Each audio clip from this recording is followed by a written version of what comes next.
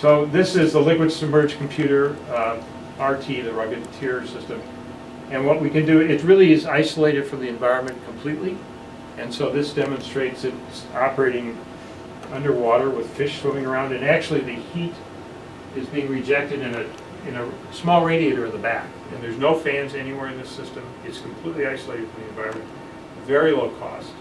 And frankly, in a factory environment which has issues of air pollution or metal chips or any dust, it would be perfect for that because it would not be affected by any of those problems. We use this to carry around, so it's got a window on it. That are readily available And here are the coupling, the connections, quick connect couplings.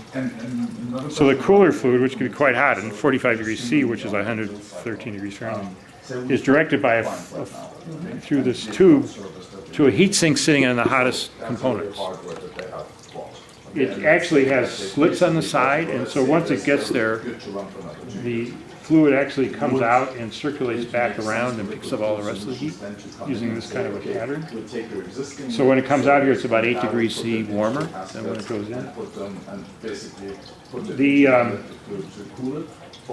The amount of flow, as they say, is like a quarter of a gallon a minute in here, very slow flow. And this whole thing is flooded all the time, so what you're feeling is a circulation pattern that basically you would never notice if you were sitting in this tub. If this were a bath and you were sitting in it, you wouldn't notice the flow rate. It's a very slow pattern, but it's enough to cool this basic system. Everything is wet. All the components are in the fluid. They're the standard motherboard form factor. There'll be sand in here showing how it works, but this is basically a passive cooling system. The environment here is 46 degrees centigrade, which is about 116 degrees Fahrenheit, and it's completely self-contained. Needs no, there's a small pump embedded in it, but the cooling wattage is about 2% of the total.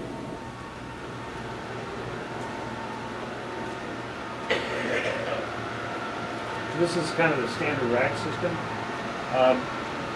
Normally the pump would be located in a completely separate room, but here it's in this room.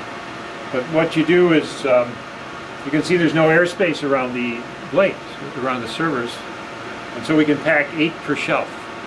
And this is a standard size rack. So in the one case that we were working on for the military, we were able to condense a 2,000 square foot data center into this.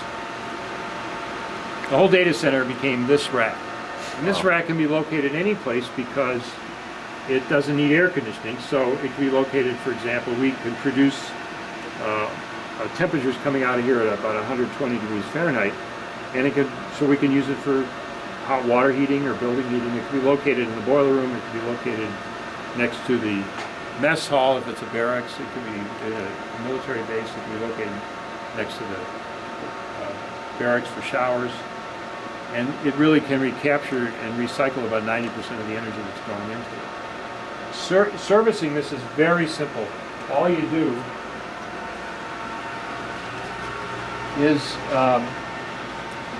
there's quick connect couplings on the back of these servers. You pull the quick connect coupling, and there's no fluid leakage when you do that.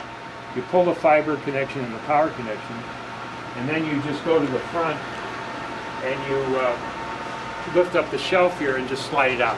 And each of these weighs about 28 pounds. And this whole process can be done in about 2 minutes. You can swap a device out in about 2 minutes and without any loss of fluid. And if you want to get inside the device, you can do that. We have a draining tool which actually drains the fluid, 98% of the fluid out in 90 seconds, and then there's 8 screws you pop, and then the whole thing slides out. You can do what you work on it, and then you can refill it, and you can use the same fluid. The fluid lasts forever. It's the same fluid fundamentally that the utility uses for outdoor transformers, and it lasts. We took a